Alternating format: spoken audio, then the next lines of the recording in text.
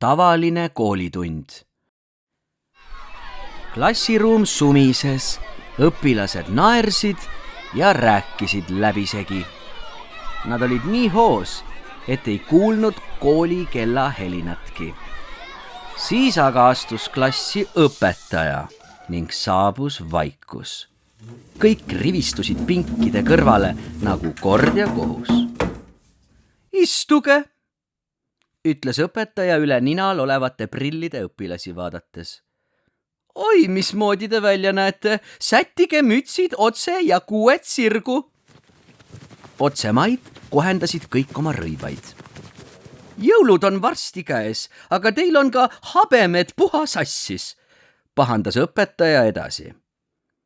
Kas meil on päkapiku kool või ei? Ja kõik õpilased, selle klassi päkapikud, kammisid kiiruga habemed üle.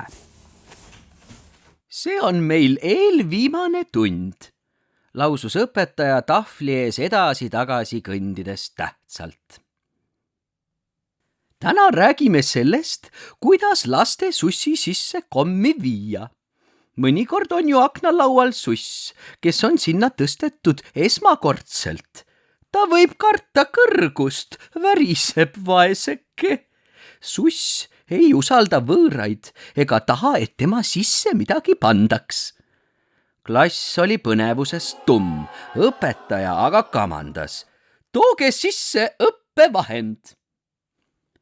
Sedamaid avanes uks ning nähtavale ilmus kekaõpetaja, kõige tugevam ja turskem päkapikk kogu koolis, kes talutas oheliku otsas klassiruumi hiiglasliku sussi. Too üritas igati vastupanu osutada. Kohe proovime kommi panemise ära, ütles õpetaja. Esimene on õpilane Eku. Eku, see nimi oli päkapikkude seas väga populaarne. Tõusiski, hiivas õppekommi õlale ja suundus sussi poole. Kui ta aga sussini jõudis, siis surus see suu jonnakalt kinni. Mõni suss on võib-olla elanud üle midagi ebameeldivat, seletas õpetaja. Näiteks on tema sisse pistetud porine jalg või on hiir tema peale sirtsutanud. Üks on kindel, selline suss hoiab suu kõigest väest kinni. Päkapikk Eku aga tegi vastu punnivale sussile pika pai ja sügas teda nina alt. Ja kui suss avas suu, et kassi kombel nurru lüüa, sai Eku kommi õigesse kohta toimetada. Samal ajal oli kehalise õps tirinud kohale juba uue sussi. Õpilane Keku, nüüd on sinu kord. Keku, ka see oli päkapikkude seas üsna levinud nimi, haaras kommi ja liikus sussi poole.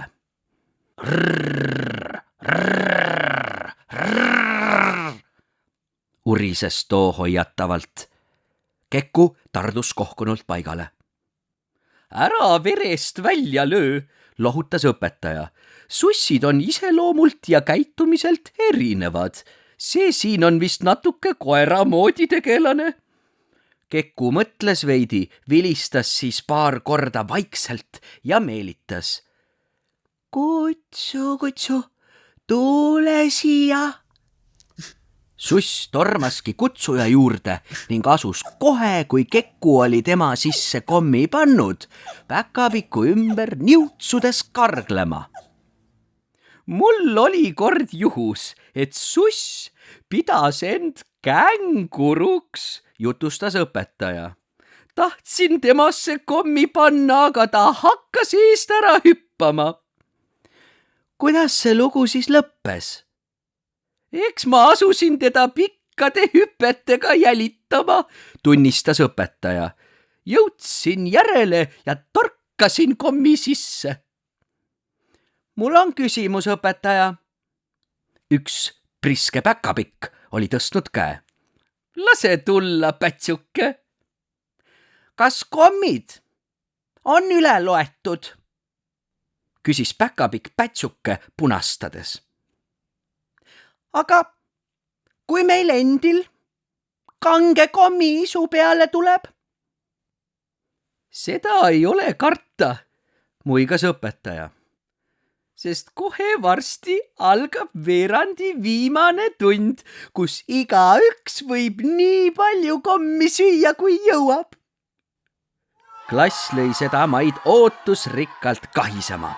Õpetajal oli aga lõpetuseks veel midagi lisada. Jätke hästi meelde. Vanaisad on lahedad siis, kui neil on prillid ninal. Muidu võivad nad teile peale astuda. Tolmuimejad on lahedad siis, kui nad ei ole sisse lülitatud. Koerad on lahedad siis, kui nende ees koos kommiga selfit ei tee. Kell helises, aga klass jäi paigale. Vahetunnile ei kiirustanud neist keegi. Oli ju järgmine tund viimane enne jõule. See kommisöömise oma.